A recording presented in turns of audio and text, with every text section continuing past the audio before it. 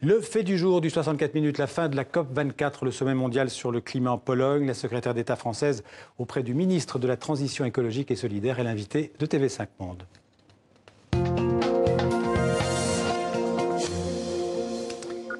Bonjour Emmanuelle Vargon. Bonjour. Vous êtes donc secrétaire d'État auprès de François de Rugy, le ministre français de la Transition écologique et solidaire. Vous pouvez nous faire un premier bilan en quelques mots de cette COP24 qui s'est terminée, enfin qui va se terminer dans les heures qui viennent, 3 ans après le sommet de Paris? Alors, cette COP n'est pas tout à fait finie et on sait que les négociations sont acharnées et d'ailleurs relativement difficiles. Donc, pas évident de faire un bilan maintenant. En revanche, ce que je peux dire, c'est que les enjeux sont vraiment forts parce que c'est l'application de l'accord de Paris et c'est ça qui se joue. Alors, on va regarder ensemble justement ce qu'on peut retenir, en tout cas à l'heure qu'il est, de cette COP24 à Katowice avec le commentaire de Nicolas Georges. À quelques heures de la clôture officielle du sommet, toujours aucune trace d'un accord ambitieux en vue. Un sommet qui devait pourtant servir à accélérer les engagements de l'accord de Paris. Objectif, se mettre d'accord pour limiter le réchauffement de la planète à 1,5 degré, là où l'accord de Paris fixait un cap à 2 degrés.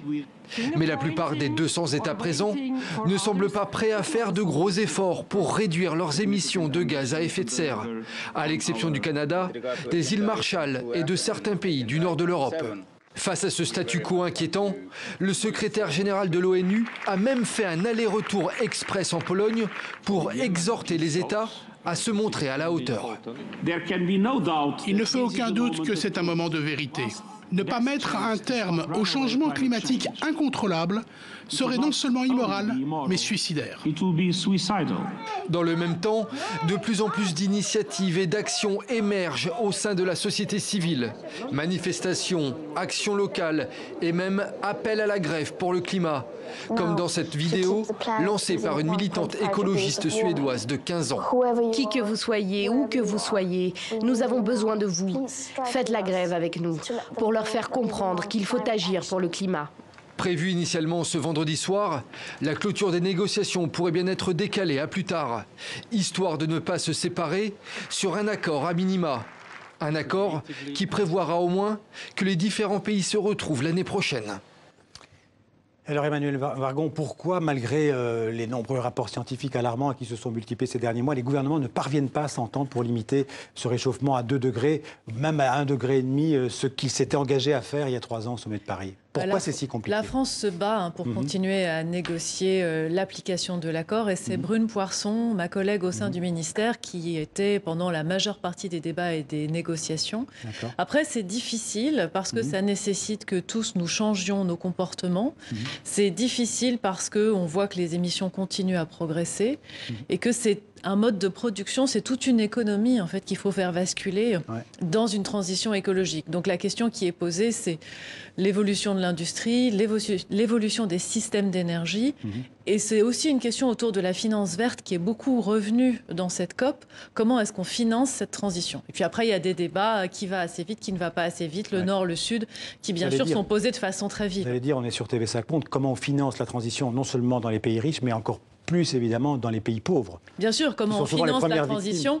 La question qui nous est posée par les pays en développement, c'est comment les pays qui sont plus matures et qui d'ailleurs sont les plus émetteurs accompagnent ceux qui sont en voie de développement, ceux qui sont dans ce processus et qui ont besoin de financement complémentaire. Alors, vous le savez, tout le monde le sait, les Gilets jaunes vont manifester à nouveau demain en France, notamment à Paris. Le président Macron avait annulé au moins pour 1 an, je pense, la fameuse taxe carbone sur les carburants qui était à l'origine de cette contestation. On a l'impression que l'urgence climatique en France, elle s'est transformée en urgence sociale.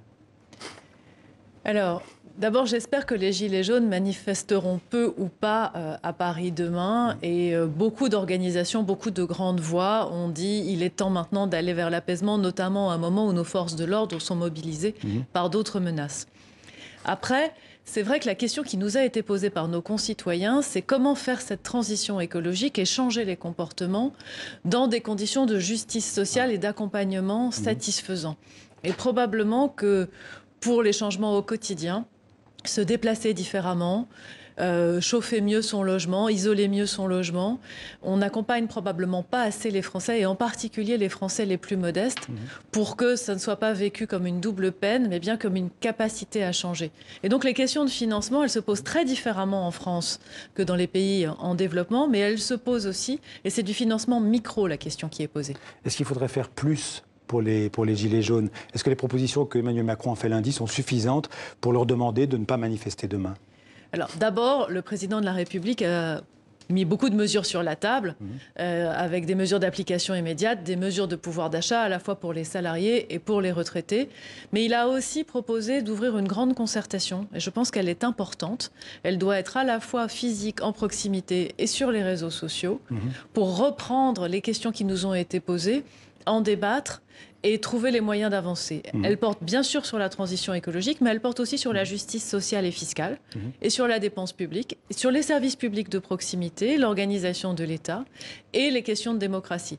Et je pense que ce débat doit nous permettre d'apporter des réponses de court, moyen terme à nos concitoyens qui ont manifesté. Alors à plus long terme, justement, sur cette transition écologique dont on parle beaucoup, le président Macron a annoncé la fermeture il y a quelque temps de 14 réacteurs nucléaires sur les 58 qui existent en France, fermeture d'ici 2035.